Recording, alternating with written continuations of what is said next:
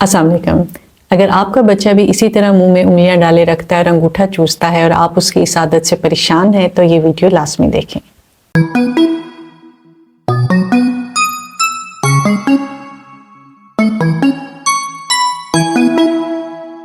बच्चे, खासतौर पे छोटे बच्चे, मुंह में उंगलियां भी डालकर चूसते हैं और अंगूठा भी डालकर चूसते हैं।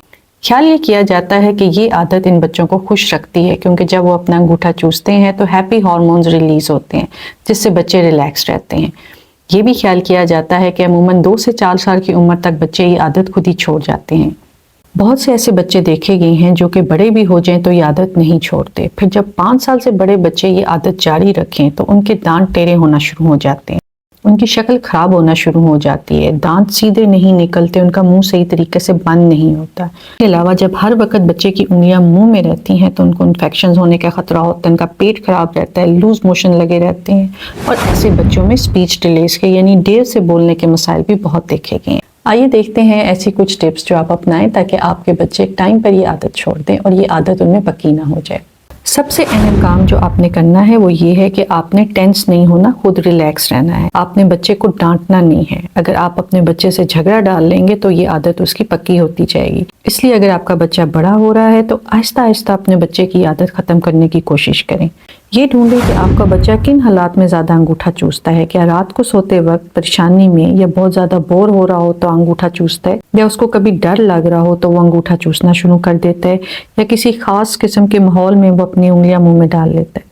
तो कोशिश करें कि अपने बच्चे की तवज्जो हटाएं, उसको बाहर ले जाएं, उसको खिलौनों से खिलाएं, उसको कोई एक्टिविटीज़ कराएं। अगर बच्चा बड़ा है तो आप अपने बच्चे को एंटी स्ट्रेस टॉयज लेकर दे सकते हैं, जिसमें वो पॉप करते हैं, बबल्स बनते हैं, या फिजर स्पिनर है। इस तरह के आप एंटी स्ट्रेस टॉयज अपने बड़े बच्चे को दे।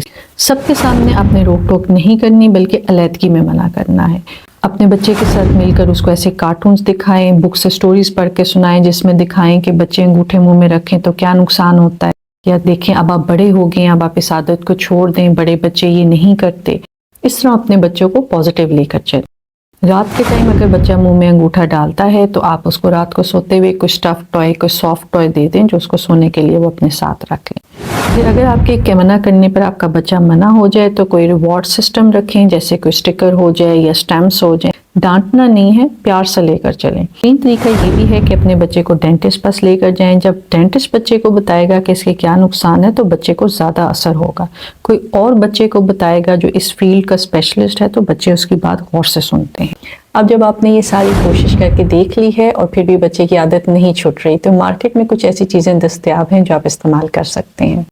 थंब गार्ड का इस्तेमाल किया जा सकता है, इससे भी बच्चा अंगूठा चूसना बंद कर देता है।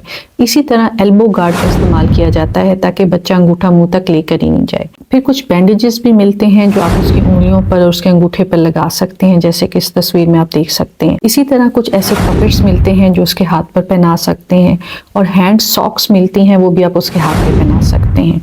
कुछ ऐसी नेल पॉलिशेस हैं जो नेल बाइटिंग के लिए ख़ास तौर पे बनी होती तो केमिकल फ्री हैं, लेकिन उनका जायका चूँकि बुरा होता है तो बच्चे जब मुंह में लेकर जाते हैं तो वो हाथ पैर निकाल लेते हैं। लेकिन कोशिश करें कि नेल पॉलिश वगैरह का इस्तेमाल ना करें, लेकिन इनका इस्तेमाल आपने तब करना है जब बहुत ज़रूरी हो, जब आपको महसूस हो कि अब आपका बच्चा 4 से 5 साल का हो रहा है और ये आदत उसकी नहीं छूट रही, तब आप इनका इस्तेमाल करें। और याद रखें कि बच्चे की मर्जी इसमें शामिल हो। आपने ज़ोर ज़बरदस्ती नहीं करनी, डांट डपट नहीं करनी, वरना बच्चा और ज़्यादा जिद पकड़ लेगा। आप उसको प्यार से समझाएं कि देखिए बेटा, हम ये इसलिए इस्तेमाल कर रहे हैं कि अब आप स्कूल भी जा रहे हैं, अब आप बड़े हो गए हैं, आपके दांत टेढ़े ना हो जाएं। अमूमन बच्चे समझ जाते हैं। अपने और अपने बच्चे का ख्याल रखिएगा। बहुत शुक्रिया।